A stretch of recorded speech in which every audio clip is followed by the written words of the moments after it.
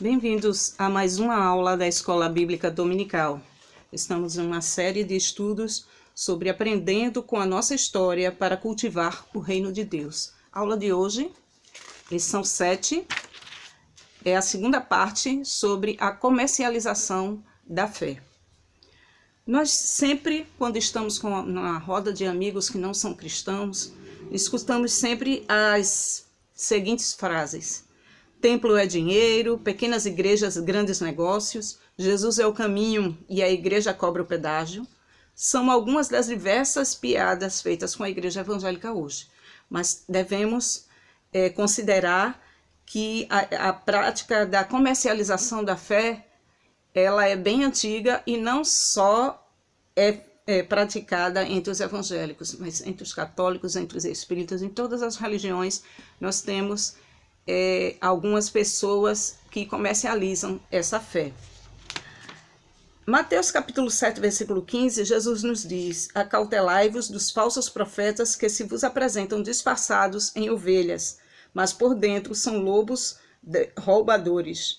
Os falsos profetas são as autoridades religiosas dos judeus, como os fariseus, os impostores, como Judas da Galileia, no capítulo 5 do livro de Atos, os profetas falsos da época cristã, qualquer indivíduo que ensine coisas que façam outras entrarem no caminho espaçoso, no caminho que leva à perdição.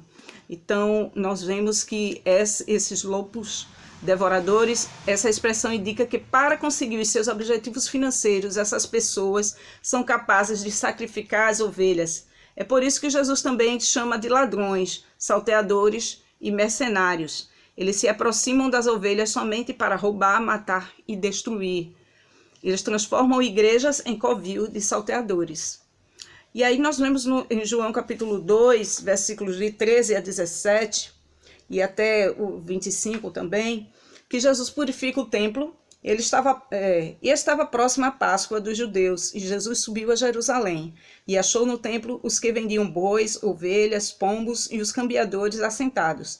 E tendo feito um azorrague de cordéis, lançou todos fora do templo, bem como os bois e ovelhas, e espalhou o dinheiro dos cambiadores, e derribou as mesas. E disse aos que vendiam pombos: tirai daqui estes, e não façais da casa de meu pai casa de vendas.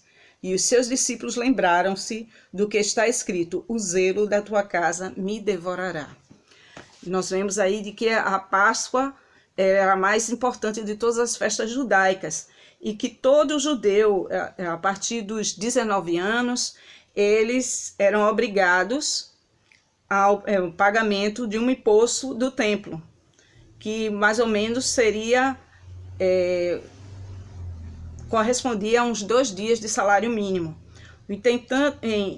Entretanto, só era aceita para pagamento desse imposto no templo o pagamento na moeda utilizada pelos judeus no templo. As moedas estrangeiras, como vinham pessoas de outros países, elas não eram aceitas. Então, necessitavam dos cambistas para que pudessem fazer essa troca dessa moeda no câmbio. Então, e nessa troca, eles também cobravam altas somas para que o dinheiro ficasse para eles. Então, e além disso, eles também vendiam os animais que eram para o sacrifício no templo. Então, com tudo isso, o comércio e os juros altíssimos na troca de moedas, então eram praticados dentro do templo. E por isso que Jesus expulsou a todos do templo dessa forma. Aí, como a gente vê, quais os motivos que justificam a atitude de Jesus? Em primeiro lugar, porque o comércio da fé desacraliza ou profana a religião. Então, Jesus mesmo diz: não façais da casa de meu pai casa de negócio. Uma casa específica para a oração, para a adoração e para o serviço ao Senhor não pode ser utilizada para comercialização de algum produto, de alguma mercadoria. Em segundo lugar, porque Jesus zela pela pureza da sua igreja. Então, o zelo da sua casa me consumirá.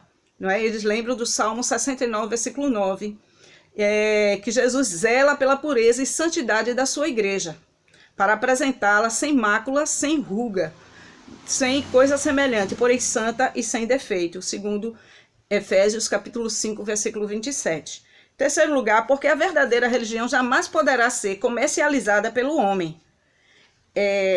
Com a sua vinda, Jesus pôs fim a todo o ritualismo judaico. Então, a partir da morte, do sacrifício de Jesus, não era mais necessário o sacrifício de animais no templo, porque Jesus, a si mesmo, como sumo sacerdote, fez o seu sacrifício entregando a si mesmo, uma vez por todas, para entregando-se a ele mesmo ao Senhor, né? Como sacrifício vivo.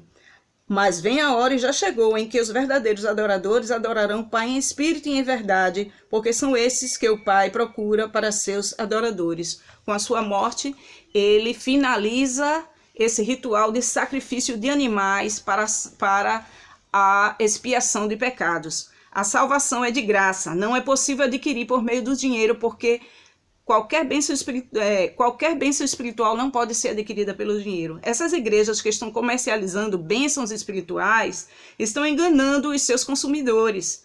É impossível subornar a Deus. Aquele que tem sede, venha, e quem quiser receba de graça a água da vida. Apocalipse 22, 17.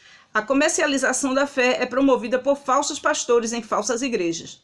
Não se deixe iludir, porque surgirão falsos cristos e falsos profetas operando grandes sinais e prodígios para enganar, se possível, os próprios eleitos. Não acrediteis. Mateus 24, 24, 26. Jesus nos ordena a não confiar em falsos obreiros, ainda que aparentemente estejam realizando grandes sinais e prodígios. Estes sinais são grandes somente no objetivo, enganar, e infelizmente tem enganado a muitos. Que Deus possa nos abençoar e que possamos estar sempre prontos a estudar e aprender da palavra do Senhor. Até a próxima aula.